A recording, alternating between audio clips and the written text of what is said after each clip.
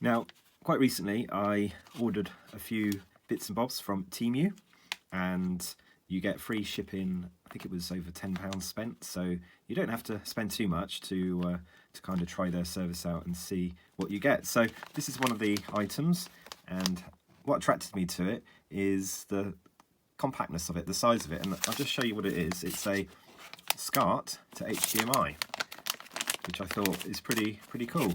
Now normally these things are quite big, and this one just looked to be more compact. Now it will need an additional power supply that needs to be fed into it, and this is a standard sort of USB 5 volt, and it wants 1 amp, so I should have plenty of those knocking around. Now what I was going to do is connect this to something which outputs both HDMI anyway and SCART, and compare the output, just see how good this is, because if you've got some retro devices that don't have HDMI at all, then it's a good way of kind of keeping them, and maybe you've switched to new screens that don't have the traditional SCART inputs because of times moved on and you might only have HDMI. So I thought, yeah, let's try this out today. So this is where it came from, Shenzhen, like most things of any interest to me anyway. All right, let's take it apart. So I normally just do videos on old items, proper retro items, but this one is kind of a retro enabler, so that's why I'm featuring it on this channel. So this is what you get. You get a SCART end, which obviously is the input, because it's a SCART to HDMI. I guess you peel off this. This is quite a nice thing to do though, isn't it? Kind of implies that it's something of quality. We shall see. Alright, so that's mostly off. That's probably good enough. If I was really fussy, I'd probably unscrew this and then open this up to take the remainder bit off, but that's fine. So it looks to be quite a bit of cable on here. Is it a couple of meters or so? So it's more like just a meter, and it's a Wii Star, I think. So a little bit like, I guess, a Fire Stick sort of size, and oh, it's got a selector on here. It's a little selector for 720 or 1080. And there's the reduction going down. This is the standard lead that now needs to go to a supply. So the reason they can keep this relatively cheap, I won't advertise the price on the channel, but it is pretty cheap, is because you have to supply the power supply. Now, that's quite good because obviously TVs are normally next to power sockets, so that shouldn't be too much of a hassle there. You've seen this before. This is a DVD recorder. Now it has got HDMI out. It's one of the later models. Just showing, I've got a HDMI coming out of the DVD recorder there. That's going to my first monitor. This is the SCART. That's the one that's going to the second monitor. And I have plugged in the power feed to this. I've got a 2.4 amp 5 volt USB plug, so that's plenty enough current for it. Interestingly, I did observe this as soon as I put power to, so it seems to be outputting something even if the device is switched off. So it's saying at the moment AV power 60. Okay, so I've gone into the system menu. This is the HDMI output, and this is by default what I'm seeing on the other monitor from converter. So the reason why I saw power 60 come up earlier was because it was set to NTSC, and I am in the United Kingdom, so I have set it back to PAL. For this test, I have the converter plugged into the output SCART of a Sony DVD recorder that has a HDMI out as well. So what we're looking at now is the HDMI out version, and I'm just going to show you the settings. So I've got it set to PAL, but I did have it on NTSC earlier, which is PAL 60. I'm just going to scroll down and show you some of these other settings. So line 3 is where the converter's plugged into. I've got it set to video. I'm just going to now set it to S video and get nothing out. RGB, I do get an image out, but it looks identical to what I'm seeing on video. Now, If I go back up and just show you in here, that's set to PAL.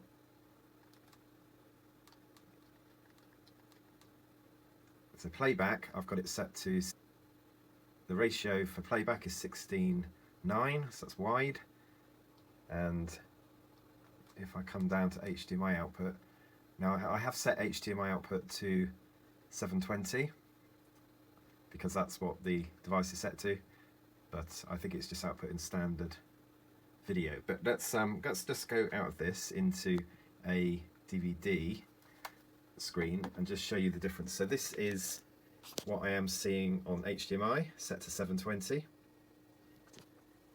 and this is the converter, which is showing everything in the right ratio. I would say it's definitely softer to look at. The colour is off as well a little bit. It's more sort of washed out, I would say. It's marginal, so the colour isn't as dynamic. It's you can see on the words, the face-off, they're actually quite light. Interestingly, on the Sony DVD recorder, you can't change the screen resolution when it's already playing a DVD, and it seems to default to a standard 4:3 image, even though I've obviously told it to not to do that. But let's go back into the menu now and select 1080p. There you go. And I'm just going to go to 4:3, and it says normal there. So that's, yeah. So for the menu, it seems to be outputting the menu to the HDMI in 4:3, but when we look at the converter, it is showing it in widescreen. Okay, let's come out of the menu and play the disc. So this is now showing at 1080p.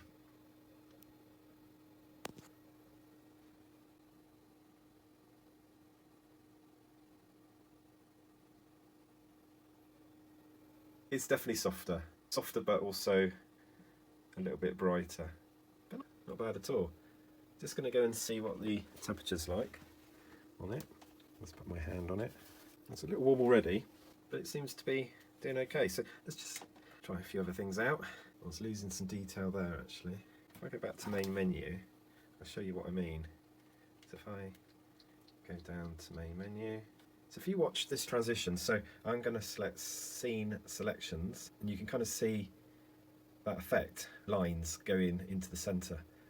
But if I now go back to main menu and do that on this side, so this is running the converter, it's lost that detail.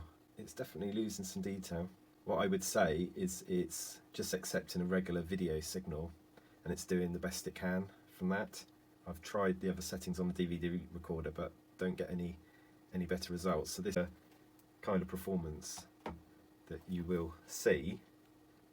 So that's not too bad, and obviously you won't be connecting it to something like I am for this test, because this has already got an HDMI out. You'll be connecting it to either a very old video recorder or a old DVD player or Laserdisc even. It's just testing a Laserdisc now. Just powering it on. It's saying AV NTSC, because the last disc was an NTSC.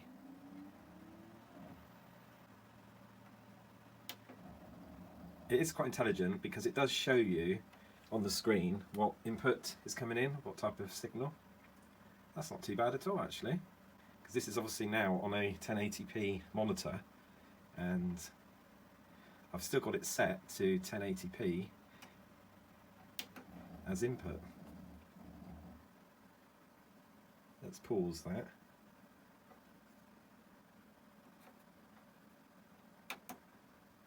And just try changing the setting. So now let's change it to 720. There you go. Was there any difference in that? Change it back.